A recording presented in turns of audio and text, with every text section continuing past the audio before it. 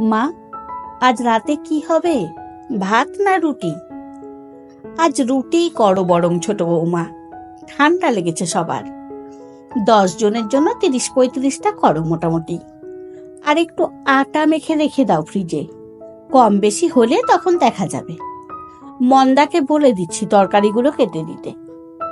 বেসিনের কলে হাতটা ধুয়ে আটা মাখতে শুরু করলো নন্দনা। ভদ্রেশ্বরের আনন্দগড়ের নতুন গজিয়ে ওঠা ফ্ল্যাট বাড়িটার গা ঘেঁষে যে গলিটা বেরিয়ে গেল, তার শেষ প্রান্তে বসন্তকুঞ্জ নামের বাড়িটায় মাধবীলতা বাসা বেঁধেছে। সেই বাড়ির ছোট বউ নন্দনা। বড় আর মেজ বউ চাকরি করে, একজন স্কুলে আর একজন ব্যাংকে। সারাটা দিন বাড়ির বাইরে থাকে, বাড়ির কাজে হাত লাগাতে পারে না। শাশুড়িরও বয়স হয়েছে, পুরো বাড়িটাই তাই নন্দনাকেই সামলাতে হয়। নন্দনা হাউসওয়াইফ। রাতে খাওয়ার টেবিলে তখন সবাই একসাথে। এই বাড়ির এটাই রীতি। সকালে যেহেতু যে যার কাজে ব্যস্ত হয়ে পড়ে, রাতে সবাই একসাথে বসে খায়। এই নন্দনা, অনিশ কোথায় রে? আসলো না যে? বর্দি, ওর মাথাটা ধরেছে। কাল রাতে আমার গরম লাগছিল, তাই ফ্যান চালিয়েছিলাম।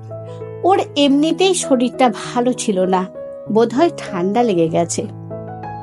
সত্যি বাবা, আছিস ভালো?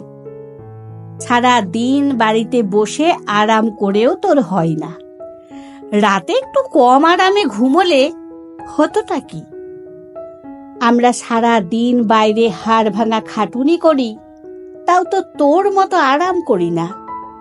আহ, সুদীপ্তা, থামবে? বড় ভাসুরের কথায় বড়জা তখন চুপ। খাবার টেবিলে তখন থমথমে পরিবেশ।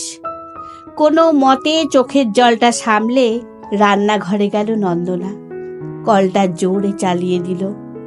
কান্নার শব্দ যেন কেউ না শোনে। হঠাৎ আলতো একটা স্পর্শে চমকে উঠল। লীনা, ওর মেজোজা। সব কথা ধরলে হয় না রে নন্দনা। সংসারে একসাথে থাকলে একটু আধটু ওরকম হবেই। চল, অনিশের খাবারটা নিয়ে উপরে চল। জানিস, একটা শাড়ি কিনেছি, ওটার সাথে কিরকম ব্লাউজ মানাবে ঠিক করে দিত। ঘরে তখন টিমটিমে নীল আলো জ্বলছে। চাদর মুড়ি দিয়ে শুয়ে অনিশ। ভীষণ কান্না পেল হঠাৎ নন্দনার। বাড়ির একমাত্র বেকার মানুষ সে। শাশুড়িকে অবশ্য কেউ সে তালিকায় রাখে না। আকারে প্রকারে ওকে বারবার বুঝিয়ে দেওয়া হয়, তুমি মূল্যহীন, তোমার কোনো কাজ নেই, তুমি রোজগার করো না। কিন্তু এটা তো হওয়ার কথা ছিল না। ভীষণ সুন্দর নাচ করত নন্দনা, রবীন্দ্র নৃত্য, ভারতনাট্যম। ওর নাচ দেখেই তো অনিশ ওকে পছন্দ করেছিল। কিন্তু বিয়ের পর শাশুড়ির এই ব্যাপারটা পছন্দ ছিল না। বাড়ির বউ ধেই ধেই করে নাচবে? সংসারে শান্তি বজায় রাখতে অনিশেরও কিছু করার ছিল না। নাচকে সেদিন পাঠিয়ে দিয়েছিল নিরুদ্দেশ তার মন। সে তো অন্য কাহিনী। কান্নার আওয়াজটা বোধহয় একটু জোরে হয়ে গিয়েছিল। চোখের কোণে হালকা একটা গরম হাতের ছোঁয়া। অনিশ মাথায় তখন হাত বুলিয়ে ঘুম পাড়িয়ে দিচ্ছিল নন্দনাকে। স্বপ্ন এসে ঘুম ছুঁয়ে যায় মাঝরাতে। রোজ সকালে একটা কথা বলারও সময় থাকে না নন্দনার। টিফিন তৈরি, বড়জার মেজোজার ছেলে মেয়ের জন্য জল খাবার, সবাই কাজে বেরোবে, তার জন্য রান্না বান্না করা, শাশুড়ির আর নিজের ঘরের মশারি তোলা, বাসি জামা কাপড় আলাদা করে রাখা। মরার সময়টুকু পর্যন্ত থাকে না। বড়জা সামান্য সাহায্য করে অবশ্য, কিন্তু লিমিট রেখে। ভাবটা এই, আমি টাকা দিচ্ছি সংসারে, বেশি কাজ করব কেন? মেজোজার বাতের যন্ত্রণা, তাও মনটা ভালো, কাজ করতে চায় অনেক। করেও যথাসাধ্য চাকরিও করে। মঙ্গলবার সেদিন কাজের লোক আসেনি, অসহ্য কাজের চাপ, যে যার কাজে বেরিয়ে গেছে। সারাটা দিন কাজ করে বসার সময়টুকু পায়নি, তার উপর এমনিতেই সর্দি লেগেছে। রাতে তখন শ্বশুর নন্দনার চোখ মুখের কালি দেখে শাশুড়িকে একটু কিছু বলতেই শাশুড়ি তখন অগ্নিমূর্তি। আমি বুঝি কোনোদিন কাজ করিনি? তোমার ছেলেদের মানুষ করেছেটা কে গো? কটা কাজের লোক রেখেছিলে গো আমার জন্য? তখন তো এক ফোঁটাও দরদ দেখিনি। এই যে বৌমা, কাল থেকে বসে খেও মা। তোমার কষ্ট দেখে তোমার শ্বশুর তো দুঃখে মরে গেল। তোমার বরের তো টাকার অভাব নেই, মস্ত বড় অফিসার। তুমি বললে তো 10টা কাজের লোক রেখে দেবে। নিজে তো রোজগার করো না আমার দুই বৌমার মতো, তাও তোমায় নিয়ে লোকের চিন্তার আর শেষ নেই। রাত তখন প্রায় 12টা ছুঁই ছুঁই। চোখের সামনে তখন পৃথিবী দুলছে, সিদ্দারাটা ভেঙে যাচ্ছে বোধ হয়। সারা দিন কিছু খাওয়া হয়নি তেমন। মাথা ঘুরে পড়ে যেত যদি না অনিশ এসে ধরত। তারপরে সে রাতের কথা কিছুই মনে নেই নন্দনার। শুধু মনে আছে হঠাৎ ভীষণ ঠান্ডা লাগছিল। অঘরে তখন জ্বরের ঘোরে। অনিশ পাগলের মতো ওকে ডাকছিল তখন। মাঝে কটা দিন কেটে গেছে। আজ 10ই ডিসেম্বর, নন্দনার জন্মদিন। বাপের বাড়িতে এই দিনটি ধুমধাম করে পালন করা হতো। বিয়ে হওয়ার পর তেমন কিছুই হয় না। এসব এখন বিলাসিতা। জানেই না হয়তো কেউ আজকের দিনটার কথা। মায়ের ফোন এসেছিল সকালে। বাবা দাদা সবাই কথা বলেছে। নৈহাটিতে বাপের বাড়িতে যেতে পারেনি, কেউ বলেইনি যেতে। নন্দনা সারাটা দিন বাড়ি ছিল না। শাশুড়িকে নিয়ে মাসি শাশুড়ির বাড়ি গিয়েছিল। অনিশ কাল সেই রাত 12টায় উইশ করেছে, আর অফিস থেকে একটা ফোন অবধি করেনি। অবশ্য যা কাজের চাপ, বাড়ি ফিরতে ফিরতে তখন সন্ধে হয়ে গেছে। পাড়া ঘরের বাড়িতে বাড়িতে তখন শঙ্খ বাজে অয়ন পথে। তুলসীতলার প্রদীপের তেলে মুখ দেখে সাঁঝ তারা। ঘরে পা দিতেই দুম করে একটা আওয়াজ। কেঁপে গেল নন্দনা। সারা বাড়িতে তখন লাল নীল চকমকি কাগজের টুকরো ভেসে বেড়ায়। টুনি বাল্বের সাথে দোসর পাতার রঙিন বেলুন।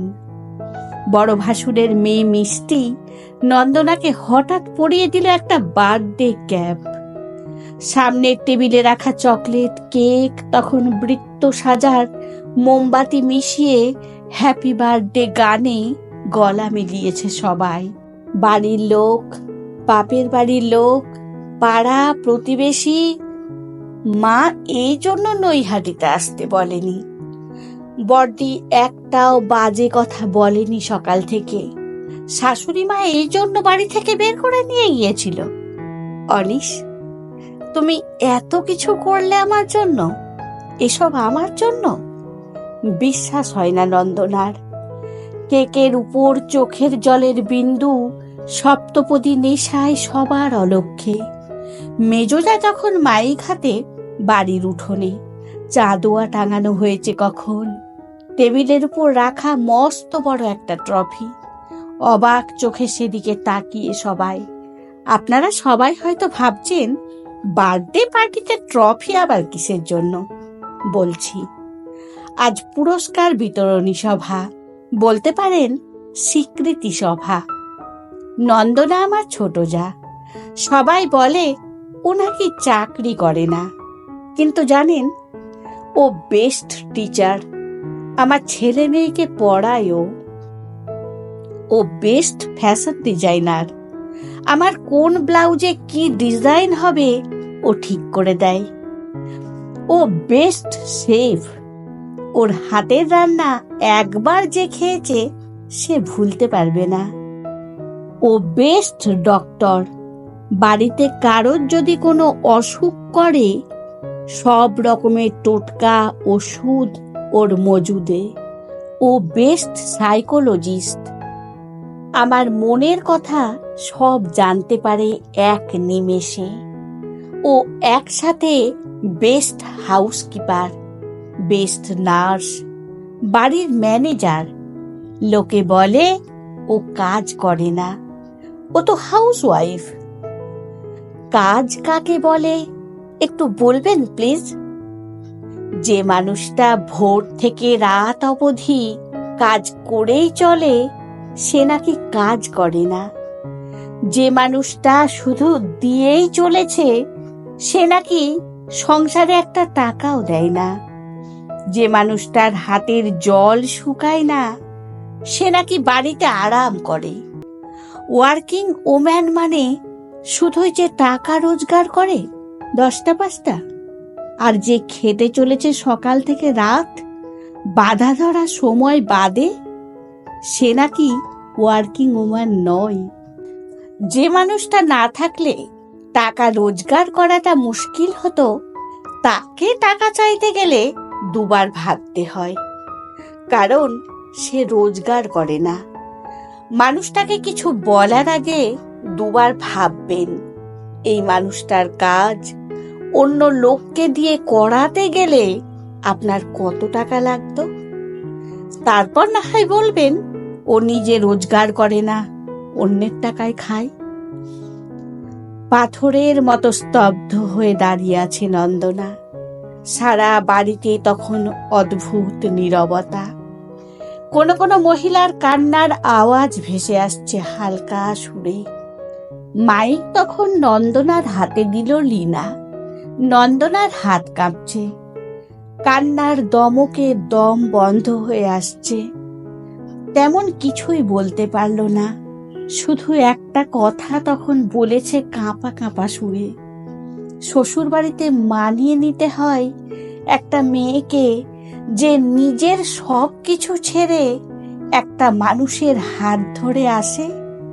নতুন পৃথিবী, নতুন সব, কিন্তু কেউ তাকে সময় দিতে চায় না পুরো জিনিসটা বুঝে নেওয়ার জন্য। সবাই বিপক্ষে যাক, সঙ্গের মানুষটা যদি সাথে থাকে, সব মুশকিলের সাথে লড়াই করা যায়। আর ট্রফির দরকার নেই, একটু বুঝবেন, একটু সঙ্গে থাকবেন, তাহলেই হবে। আর ট্রফি যদি নিতেই হয়, তো ওটা আমাদের সব মেয়েদের জন্য। আমি একা নই। চাকরি করেও ঘর সামলায় অনেকে। বিল্ডিং তৈরি করতে টাকা ও মিস্ত্রি লাগে, বাড়ি তো বানায় আমরা মেয়েরা। আমায় আজ না হয় কেউ বুঝলো, আমাদের মা কাকিমাদের তো জীবন ভোর কেউ বুঝতেই চাইল না। রাত তখন অনেক। অনিশ নন্দনা অতিথি আপ্যায়নে মুখর। অন্ধ গলির বাঁক তখন পোস্টারে মুখ ঢাকে। মেঘ মেখে নেয় চতুর্দশীর আকাশ। নন্দনার বালিশের তলায় একটা চাবি আর একটা ঠিকানা। নীল খামে মোড়া একটা চিঠি তখন অপেক্ষায় নন্দনার। অনিশ ওকে একটা ওর স্বপ্ন উপহার দিয়েছে, নাচের স্কুল। নন্দনা, কে বলেছে বিয়ের পর স্বপ্নগুলো হারিয়ে যায়? ওরা থেকেই যায়, শুধু কেউ কেউ দেখতে পায় না। ইতি, তোমার অনিশ।